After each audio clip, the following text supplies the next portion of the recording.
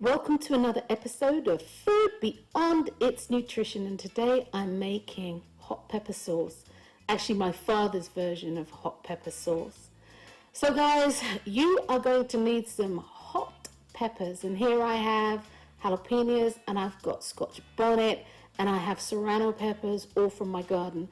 I have just over 4 cups. I've got about 10 to 12 ounces of peppers here. And I'm going to use a cold vinegar process. This is going to be my fermentation process. I'm going to use white vinegar. You can actually use apple cider, as is your choice. But we have the peppers here, and they are clean. I've taken the stems off. I'm leaving the seeds in. You can take the seeds out, but I'm leaving the seeds in. I also have garlic. And what I'm going to do is I'm going to put the garlic through a press. It'll just be easier for my chosen method of processing.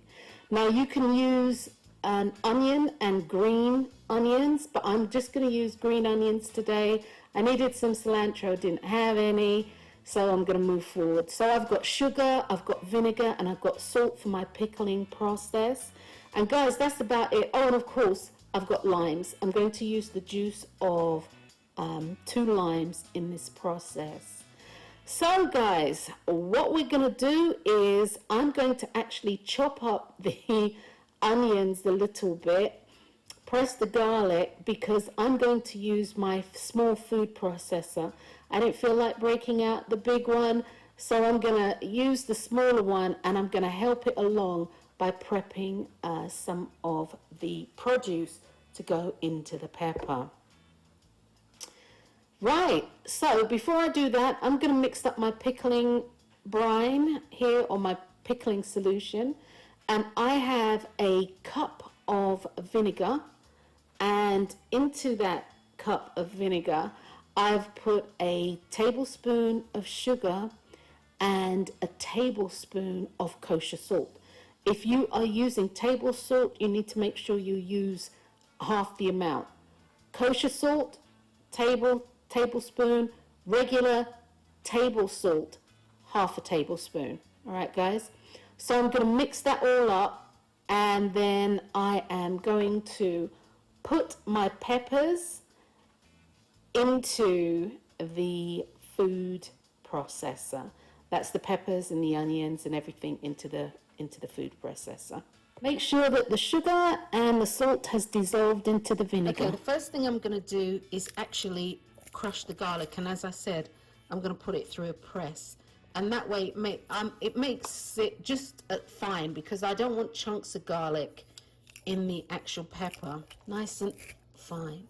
So I'm going to continue crushing the garlic, and when I'm all done, I'll get back to make the process easier. In my little blender, I'm just gonna cut up the garlic into about 1-inch, the green onions into about 1-inch pieces.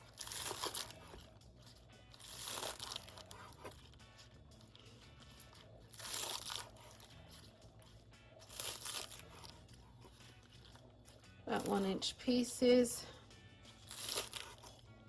and that takes care of that. All right, so guys, we are for the most part set.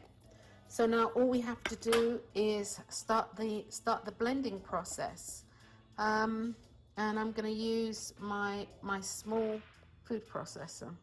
One of the most important things that I missed out on was that you actually do need a sterilized bottle for this. Very important. Because what you don't want to introduce is the bacteria that you don't want in there. And so you need a sterilized bottle. So what I'm going to do is I'm actually going to blend some of the onions, some of the peppers, and some of the garlic together. And I'm going to do it in a process, put it into a bowl, and then I'll finish it up. Back in the day, they used to use a mill. You know, like if you mill something, run it through the mill. That's how they used to do it.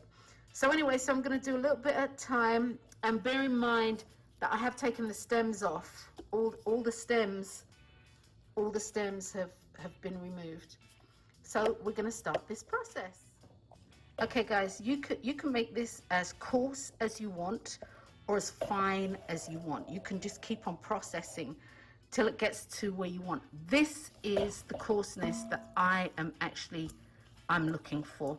I don't want it to be any finer than this, and I don't want it to be any thicker than this. Yeah.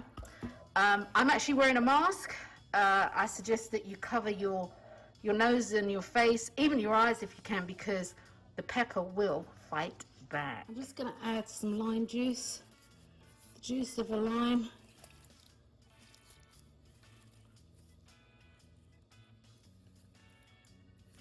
Alright. Okay guys, the lime has been added and we're going to give that a really good mix. We're going to mix that all in. And then we're going to add the actual pickling solution, and do note that the sugar and the salt have totally dissolved into the vinegar. So we're going to put that in and we're going to give it a good mix, and at this point we can start assessing to see if we need more of the fermenting solution.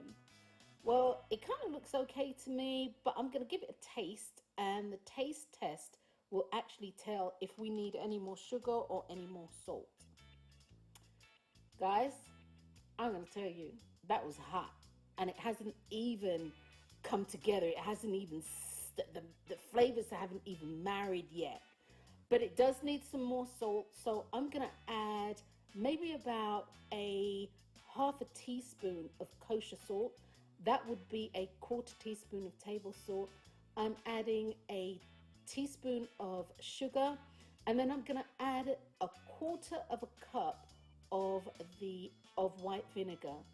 Now I'm going to give this a good mix so that the sugar and the salt really dissolve. And then once that's done, I'm going to give it, no, actually I'm not going to taste it again. That's good. It's mixed. It's done.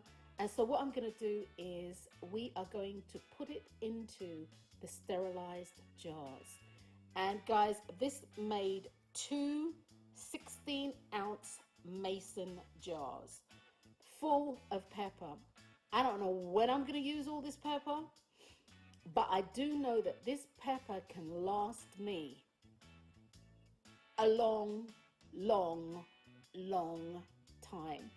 And I keep mine in the refrigerator. As I said before, you can actually keep it on the countertop, but I keep mine in the refrigerator. Look at me spilling it all there in in the refrigerator. So make sure you date and label what it is so you know exactly when you made it and what it is. And in this, I'm going to actually show you how to use this pepper sauce.